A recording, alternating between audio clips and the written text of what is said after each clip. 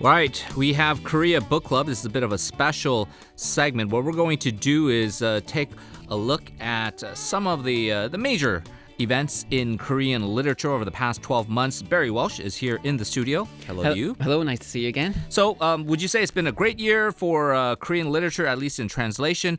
Two of the most famous Korean writers published new books.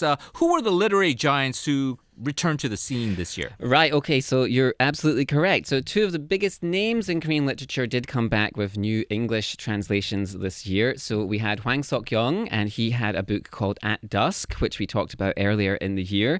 It's translated by Sora Kim Russell. It was their third collaboration together, and fantastic novel about a successful older man at the end of his career, reflecting on his life and the influence that he's had on the development of Seoul. And then the other big returning literary superstar was Shin Kyung-suk, who came back with her fourth novel, an English translation, The Court Dancer, which was this story of palace intrigue set at the end of the Chosun dynasty about an orphan called Yi Chin, who is a young and beautiful palace dancer who becomes romantically involved with a French diplomat, based on a true story, and just a very beautiful, romantic and exciting and interesting novel. And both books were very well received internationally and just very acclaimed, and just helped show just the general strength of Korean literature in 2018. Right, Hwang Sok-young, we mentioned it in the past, nominated for a prestigious International Book Award, but not the only Korean writer to do so. In terms of awards, another high-profile year, Barry, for Korean writers? Right, absolutely. So this was a great year for Korean novelists getting nominated for big awards and winning big awards. So we know that Han Gang a couple of years ago won the Man Booker International Prize for The Vegetarian, and she was again nominated this year, so just 2 years later, for a book called The White Book. She didn't win, I think probably because it was just so close to her last victory, but still just the fact that she's getting nominated for these big awards shows just how... It's like Meryl Streep, right? Keeps getting nominated. Yeah, she's the Meryl Streep of Korean literature.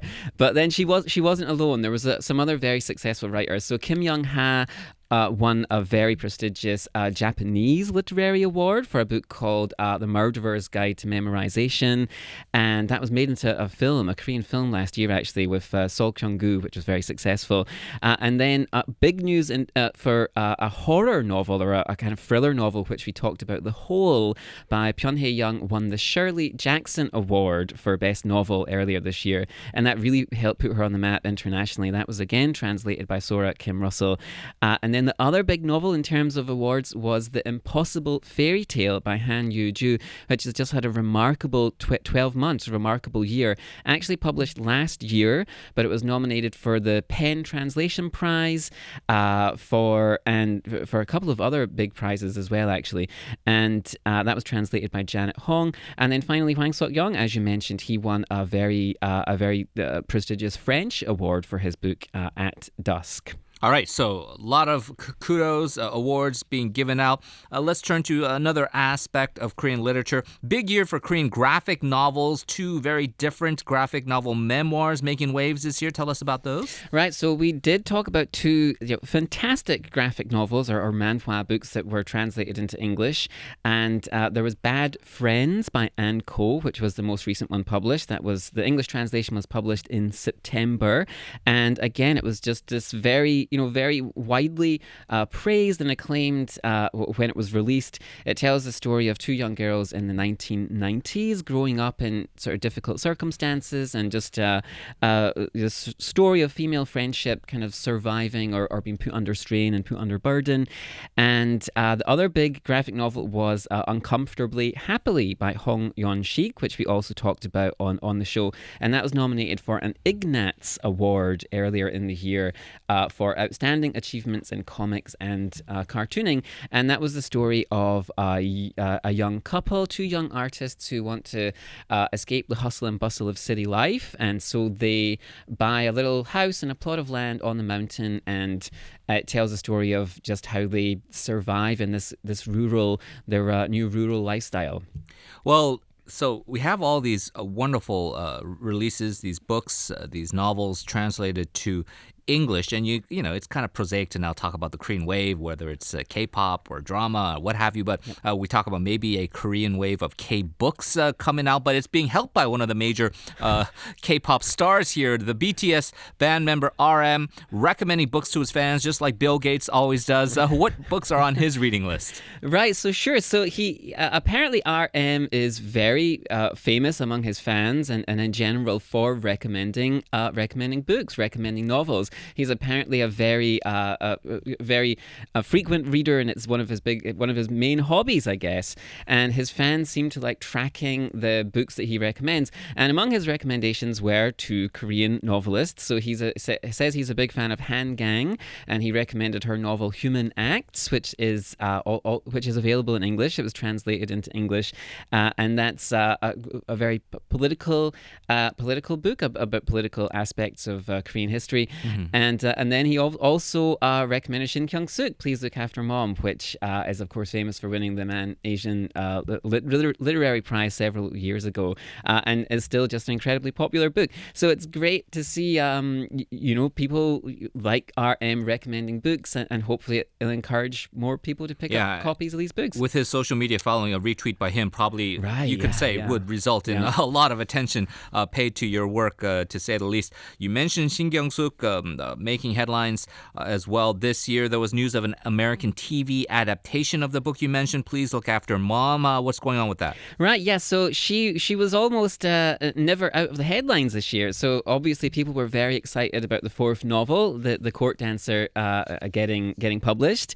And then, of course, a few months after it got published, the story broke that an American TV company, an American production company, had picked up Please Look After Mom to turn it into an American TV series. Now, obviously, lots of Korean novels get made into Korean TV shows. There's lots of hit TV shows based on Korean novels, but I think this is the first time that an American company has picked it up for an American adaptation. So very exciting. I don't know when it's going to arrive. Probably won't be 2019, but just very exciting. And I think it just shows the general level of interest in Shin Kyung-suk. She's such a successful writer, and in Korean literature in general. And apparently that wasn't the only link between Korean novels and American television this year, Barry. Over summer, there was a popular chat show host selecting a hit Korean thriller for his summer book club. Can you tell us about that? Right, yes. So Jimmy Fallon is a very successful and popular talk show host in America, and over summer he did a book club, a summer book club where he chose a selection of books and promoted them to his viewers, and they talked about them on the show, and they chose a Korean book, and lots of people in the sort of Korean book industry were very excited, obviously, to see this book. Him talking about this book and holding copies of it on his desk on his TV show. And the book was a book we talked about on the show. It was The Good Son by Cheongju Jong, which is just this fantastic sort of thriller about a deeply disturbed young man who may or may not be a serial killer. An outstanding novel and excellent English translation. And again, it just shows the real strength and vitality of Korean literature. Well, we should also pay attention to works that don't necessarily need translation, but these are writings of Korean American novelists. They often touch about various subjects like the Korean War, Korean adoption. These are sort of very pertinent to the Korean American community. What books are of note here? Right, so again, another novel that just had an incredible 12 months was Pachinko by Min-jin Lee, and she's a fantastic novelist. Her debut novel was also just an excellent novel, but Pachinko was just so highly acclaimed. It got such great reviews, and it's been very successful, and readers seem to love it.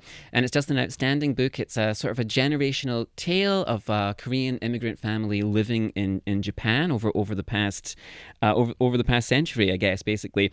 And it's a beautiful book. It's brilliant. It's full of romance and drama, and just a very well written and engaging novel. Won lots of awards, appeared on lots of best books of the year lists, and was also picked up for a TV adaptation or a film adaptation, I believe. And then there was also 3 Korean American writers who made their debut this year and were among just some of the most acclaimed books of the year. So R.O. Kwon's debut novel, The Incendiaries, a love story about Korean students at a university in America. Incredible book. Highly recommend it. And then 2 other books.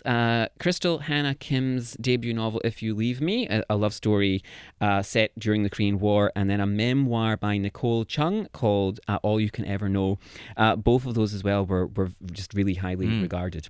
All right, well, we're almost out of time, Barry, but before we go, let's look ahead to the new year, 2019. What do you think are some of the things we should look out for? So the first thing we've got to look forward to is Korean science fiction in English translation. So in January, there's a compilation of Korean science fiction stories called Ready-Made Bodhisattva, the Kaya anthology of South Korean science fiction. And I think it might be the first sort of collection of science fiction, Korean science fiction stories translated into English.